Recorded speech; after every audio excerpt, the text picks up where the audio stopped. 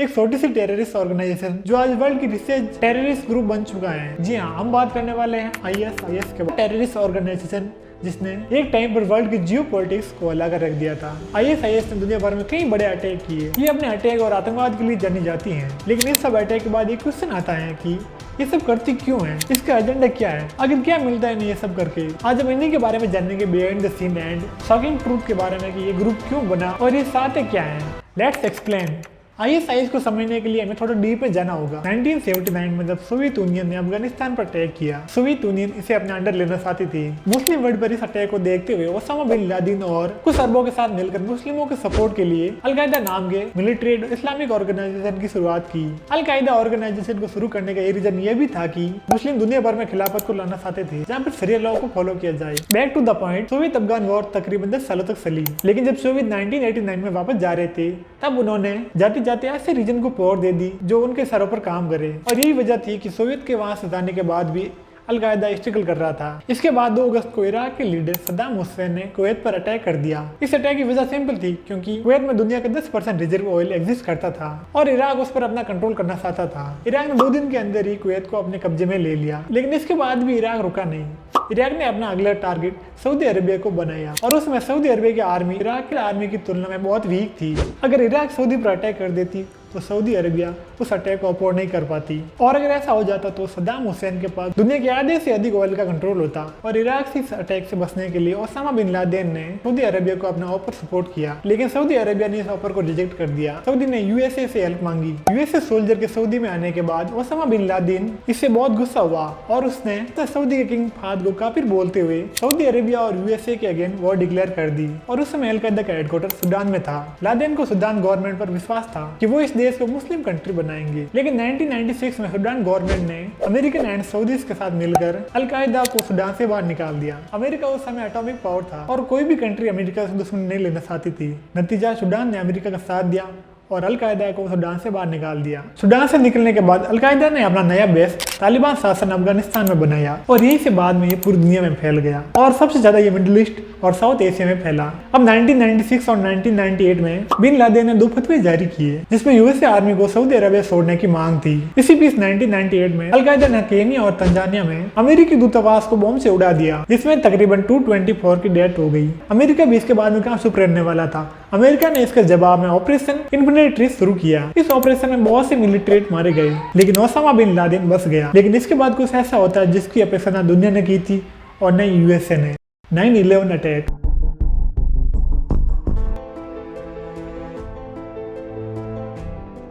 Information out that it was a small commuter plane, and of course we'll let people know it.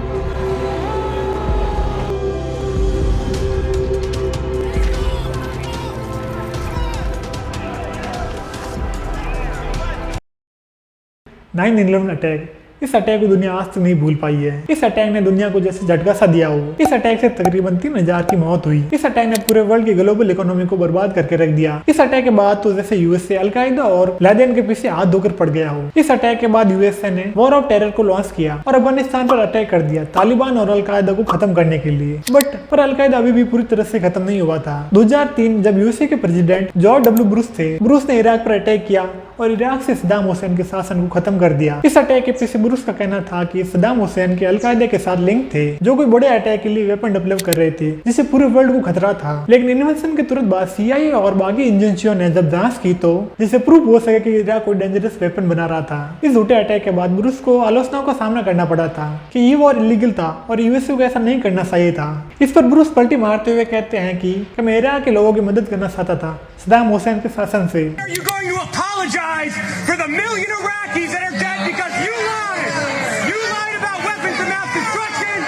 You lied. Saddam Hussain के शासन के हटने के बाद Iraq में वैक्यूम और ज्यादा बढ़ गया। फिर इराक में शिया मुस्लिम और सुन्नी मुस्लिम आने लगे और यही से अलकायदा ISI में बदला। शिया और सुन्नी मुस्लिम में से इराक में शिया मेजोरिटी में थे, बट पावर सुन्नी के हाथों में थी। सद्दाम हुसैन एक सुन्नी थे, लेकिन 2003 के अटैक के बाद इराक में सुन्नी का दबदबा होने लगा और यूएसए भी उन्हें सपोर्ट कर रहा था। लेकिन अलकायदा को इससे प्रॉब्लम थी। इसके कई रीजन थे। अबू मुसाब अल जरकावी जो काफी बार अलकायदा के साथ देखा गया था, जो शुरू से अलकायदा का एक पार्ट था। जरकावी ने इराक में अलकायदा को शुरू किया, लेकिन 2006 में यूएसए एयर स्ट्राइक में जरकावी मारा गया। इराक में यूएसए का प्रभाव ज्यादा था। जरकावी के मरने के बाद अबू अयूब अल मासरी नया लीडर बना, जो इजिप्ट से बिलोंग करता था। अबू अयूब ने ग्रुप का नाम चेंज करके अलकायदा से ISI Islamic state of Iraq किया, लेकिन अबू अयूब भी 2010 में मारा गया। तो एंट्री लेता है अबू बकर अल बगदादी। बगदादी ने ISI का पावर अपने हाथों में ले लिया। इसके एक साल बाद ही लादेन को यूएसए आर्मी ने पाकिस्तान में मार दिया और उस समय सीरिया में एक बहुत बड़ा सिविल वॉर हो रहा था, जो आज तक चल रहा है। उसमें भी ISI की अहम भूमिका रही है। 2000 में बशर अल असाद सीरिया के नए प्रेसिडेंट बने और वे अभी तक प्रेसिडेंट है। असाद अपनी प्रेसिडेंसी बसाने के लिए जो भी उसके सामने खड़ा होता उसे मार देता। अगर कोई उसके सामने प्रोटेस्ट करता तो वे उसे भी मार देता। उस समय FSA फिर सीरिया आर्मी की शुरुआत हुई और यहीं से सीरिया में सिविल वॉर स्टार्ट हुआ। और इस सिविल वॉर में ISI ने अपना अहम रोल प्ले किया था, क्योंकि ISI के पास मौका था सीरिया में ISI को लाने का, लेकिन उस समय ISI इतनी ज्यादा पावरफुल नहीं थी। तभी कतर, कुवैत और सऊदी अरेबिया ने इन सभी ने मिलकर ISI को फंडिंग की ताकि ISI सीरिया में असाद को खत्म करे। 2013 में ISIS ने अपना नाम चेंज करके ISIS Islamic state of Iraq and Syria कर दिया, क्योंकि वे अब सीरिया में भी एक्सपेंड कर रहे थे। फिर 2014 में ISIS ने अपने आप को अलकायदा से भी अलग कर दिया। उनका कहना था कि अलकायदा उस तरह से शरिया लॉ को फॉलो नहीं करती थी जैसे हम किया करते हैं। और 2014 में बगदादी ने सभी मुस्लिम्स को ISIS को सपोर्ट करने को कहा ताकि वे दुनिया भर में इस्लाम के नाम पर आतंकवाद को फैला सके और दुनिया को शरिया लॉ के अंडर ला सके। और ये जिहाद मूवमेंट का शुरू से गोल रहा है। शुरू में ISIS फॉरेन फंडिंग पे बहुत डिपेंड रहती थी और वे सोशल मीडिया का यूज करके अपने कारनामों को सोशल मीडिया पर शो करते थे ताकि उनकी मानसिकता के लोग उनसे जुड़ जाए। और ये सब देख के उनकी मानसिकता वाले लोग उनसे जुड़ने लगते थे और उन्हें फंडिंग भी किया करते थे। ISIS के पास और भी रेवेन्यू सोर्सेस हैं, जैसे kidnapping, oil smuggling, women selling, delivery, drugs, killing, illegal weapon supply जैसे कई सोर्सेस हैं। ISIS बेसिकली अपनी हिंसा, आतंकवाद और टेररिस्ट के लिए जाना जाता है। ISI ने अभी तक कई छोटे बड़े अटैक किए हैं और उन अटैक में कई सौ लोगों की जान गई है। अगर वो एक्सप्लेन करने लग जाऊंगा तो वीडियो बड़ी हो जाएगी। Back to the point, ISI इतनी बड़ी बन चुकी है कि इसकी मानसिकता वाले लोग हर जगह आपको मिल जाएंगे, कहीं कम जगह में और कहीं अधिक जगह में। अगर आपको हमारी वीडियो थोड़ी भी इंफॉर्मेटिव लगी है तो hit the like and subscribe button और मिलते हैं नेक्स्ट वीडियो में।